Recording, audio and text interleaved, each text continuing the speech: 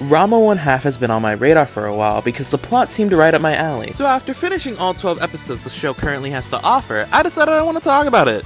Quick little disclaimer for obvious spoilers, and if you do plan on discussing the show in the comments, try to keep it about what's currently out right now, as there's many people like myself who haven't watched the original. And if you haven't watched either version of Ranma 1/2, I really recommend you do that, as this video is not a great substitution for the show, as I will only be highlighting bits and pieces of the show that I actually have something to say on. With all the formalities out of the way, let's actually start talking about the show now.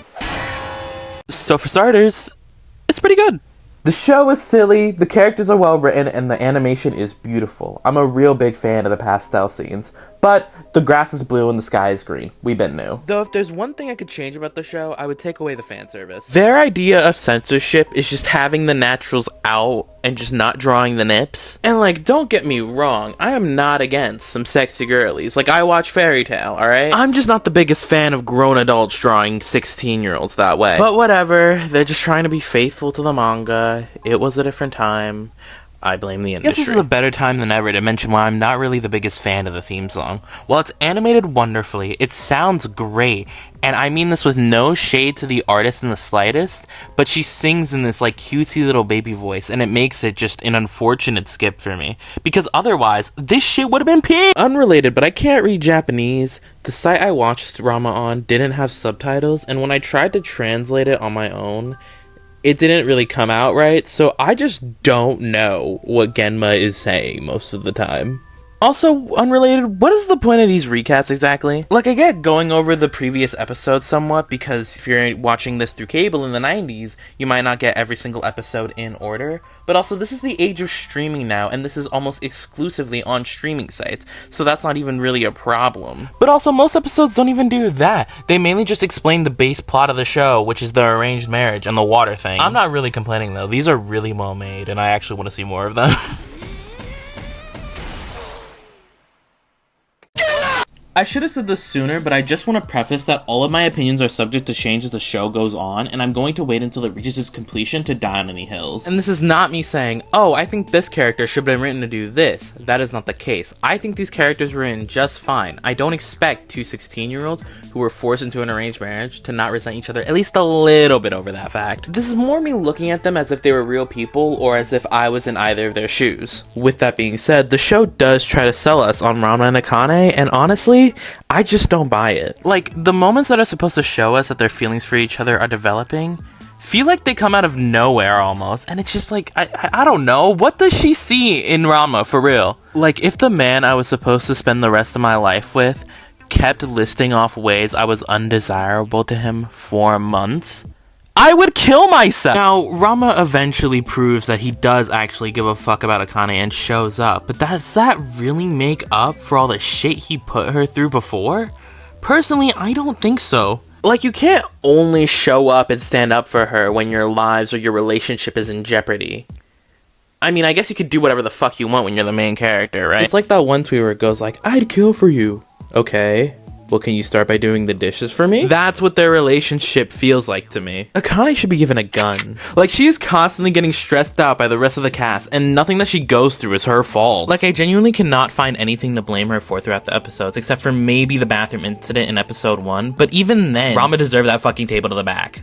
It's not like I go out of my way to pick a fight with her. Wrong! You've done pretty much exclusively that. Something I don't think even Ranma himself realizes is how much he likes to fight. Because whenever he gets a reaction from Akane that isn't a suitcase to the noggin, he keeps poking the bear until he gets the reaction that he wants. He literally says, I almost didn't recognize you without you getting mad at me. So I guess he's the way he is because this version of Akane is safe and predictable. And he only stands up for her in certain scenarios because he finally has something to direct his conflict towards other than Akane. But then he has the gall to be like, why the fuck are you so angry all the time? You should smile more. Like, gee, I wonder, maybe it's because my literal fiance keeps negatively commenting on my outward appearance, something that I, as a hormonal 16-year-old girl, am gonna be very insecure about regardless of how much I show it. Remember when I said back in the beginning of the chapter that I don't wish for these characters to be written differently?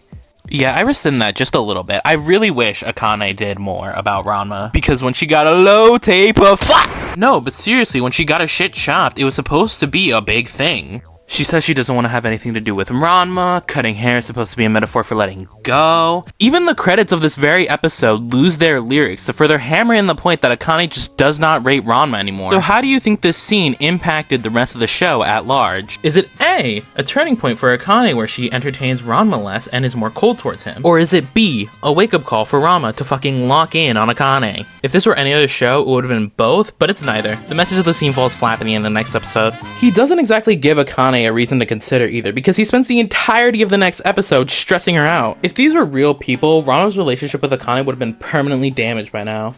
Bag fumbled. He would have been cooked. Forgot to mention, but a scene like that actually happens again, and it's even less impactful than it was the first time. When it comes to standing on business, Akane Tendo is fucking paraplegic! But the most impactful thing that happened that episode is just the fact that Akane no longer has a crush on the doctor. Which, by the way, fuck the doctor! Grown-ass man pre-ordered Kasumi when she was like 14. You belong under the prison. I was thinking these things throughout watching the show, and I felt like there was something I was missing. Like, I wasn't giving Ranma enough grace.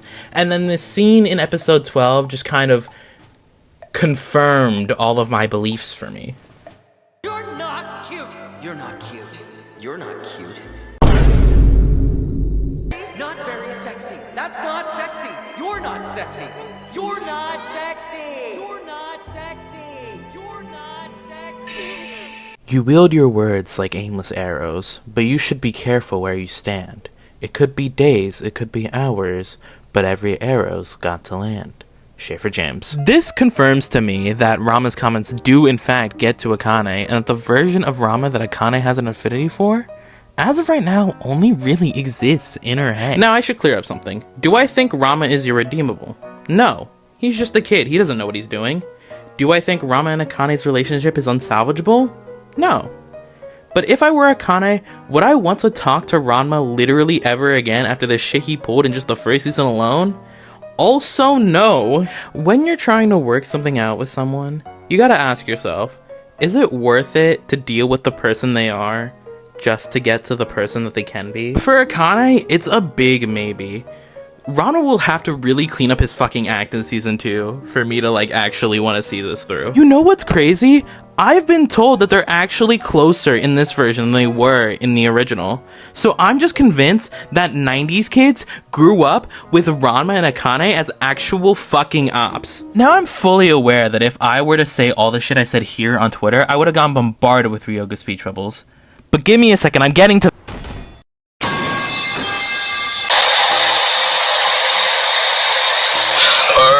everyone, we're gonna rank all the Ranma rivals. To start off, top tier, we put Shampoo. She kisses girls, and that's based on Sigma. And then we can put Ryoga in A, since he can take no for an answer. And all the other rivals can do that, I think. Like, if we're being objective, Ryoga goes above Shampoo, but I'm just like, Shampoo's more awesome. So, yeah, she's the go. And then Pichan can go up there with Shampoo because the pig is awesome, alright? Cute pig, shout out pig. And then in the middle, we got Skater Lady, forgot her name, and we got Kuno. I mean, they're funny, they were good rivals. Not really meant to be mainstays in the cast, so they did their job well while they were here. And then we're gonna put the skater guy under the prison because he's just a weirdo, bro. Like, you've seen the show. I don't think I need to explain why I don't like Ice Skater Boy. He's just yuck. And then, under Hell, we're putting Kodachi down there, because she just straight up tried to Cardi B Ranma. And that's not very cool, man. Don't do that. So yeah, that's the tier list. How do I segue this into the rest of the video? First of all, where the hell are Shampoo and Ryoga's parents? Like, you're telling me they just casually crossed the sea and a border without anybody knowing? Like, maybe they handle things differently in the Chinese Amazon. I don't know, I've never been. But doesn't at least Ryoga have school? As far as I'm aware, he's not enrolled in Finningham, and they're still responsible of making sure that he gets an education. It's not a difference in laws either, I checked. 18 is still the minimum age to be a legal adult in China. And in Japan, it went all the way up to 20 until 2022. Ranma takes place in the late 80s, early 90s. Meaning legally, Kasumi is still a minor. So the doctors go into super hell. Anyway, how the fuck did Akane not realize that Ryoga's P-chan yet? Like, there's literally a scene where he gets pigged right in front of her, and she just straight up doesn't pick up on it. Akane's a lot of things. I don't think stupid's one of them. But I'm not too mad at it, because if Akane were to find out that Ryoga's P-chan, I'd want her to do it by piecing it together on her own. And not some, like, random-ass grand reveal. Honestly, Ryoga could have been the best partner for Akane, but he made a big mistake. By using the pig to get closer to Akane and flex on Ranma in the short term, he's just kind of sealed his fate, because now he can never build a relationship with her as Ryoga. Because shit's gonna come out eventually, and everything he was tweaking over in episode like 7, that would all come true. At least I'd hope so. Because if Akane found out that Ryoga was pretending to be her pet to sleep in her bed, and thought he was a creep over that, she would be 100% justified in fucking hating him. Which is why I don't get why Ranma doesn't just tell her the truth already. Because he could just get it over with and make his life so much easier. Like, maybe it's a show of solidarity since they're both in the Cold Water Club, but Ryoga was planning to expose Ranma frame 1 if it meant his actual fucking death.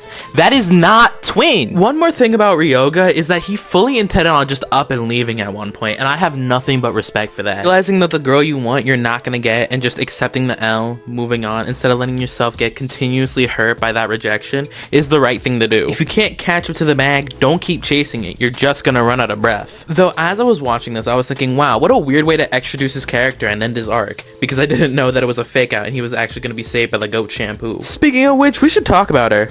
Yeah, great segue, I know. After losing to Ranma, I feel like she should have been like, fuck, now I legally gotta marry you now, instead of being all, my man, my man, my man. If you marry someone out of obligation, you're not just gonna magically fall in love with them. This is the same issue I have with urusei yatsura, but that's a topic for another video. Honestly, I mostly enjoy Shampoo when you like push the canon to the side a little bit. Cause when I say I enjoy Ranma x Shampoo, I'm really talking girl Ranma, cause 2 girls are better than 1. Although the show doesn't exactly agree with me on that. So I feel like in the canon, Ranma needs to go through at least just a little more heartbreak or like some relationship timeout before he starts dating anyone. And also because Akane just does not deserve to be done dirty like that. Though I'm gonna be honest, if it weren't for the fact that Ranma turns into a girl, I would hate him. Like, he has the audacity to call Shampoo cute after shitting on Akane the whole season, and he just gets me. Also, he's just straight up wrong about her not being cute. Look at her. That is the patootie. And as if he hasn't been fucking with me enough, the season ends like this. Still, it's kind of a waste to let her go. What do you mean by that? Ranma 1/2 is a show about traditional values and the harm that they can bring. And let me tell you, it is absolute cinema. Through all my gripes with the show or the lessons it may bring, I still enjoyed my time watching it. And like I said, I don't hate Ranma as a character, and I think he's written great. I'm just frustrated by his actions because most of the time he's just wrong. One more thing I want to mention is that there are a lot of lines in the show that I feel like are supposed to hit harder than they actually do. This is most prevalent with Skater Boy when he calls his partner like an idiot girl or something, because I feel like I'm not feeling the impact of the line as much as I should. Which is a shame, because he hit that shit. For any aspiring scriptwriters out there, if you want to make the viewer feel the hatred that one character feels towards another, do not make that character call said person a stupid idiot. That is in the top 5 of the most unserious combinations of 2 words available in the English language. Now you might want to ask me, Meadowing, do you plan on watching the original 1989 version of Ranma? And the answer is, kinda? There's no guarantees since there are other things on my watch list that I want to prioritize, like for example the rest of the Rumik world. But if I finish those, I definitely want to give it a try, just to see how the remake fares to the original. Though I've been told that the remake is actually more biblically anchored to the manga, and that the original ended because nobody fucking liked it. So I hope it gets a lot more support with this new breath of life for the franchise, because it was great, it meant a lot to me, and I want to see it to the end. Just like how you saw this video to the end. Corny, I know, sorry. But if you made it this far, genuinely thank you so much for watching. This video took a lot of time and effort for me to make. If you look through my channel, you'll realize that a video like this is not my style at all, and CapCut Mobile is not built for longer videos like these at all. And this doesn't even mention the fact that I hate video editing. It's not something I like to do, but I really enjoyed the anime and I liked talking about things to the point where it inspired me to overcome that and start making a video again. And while I do want to have this be the start of a video series where they all have a similar title format to this one, it's going to be a while before I make content of any kind for the reasons I just mentioned. But if you want to see what I'm doing, I stream sort of consistently on Twitch every Thursday and Friday from 6 to 9 p.m. Eastern Standard Time, and I do feature in my friends' content regularly. And any sort of deviations from the schedule I make will be announced on my Twitter, where I'm active the most. So while I hope to see you sooner rather than later, I've said everything I've wanted to say. Meadowing out.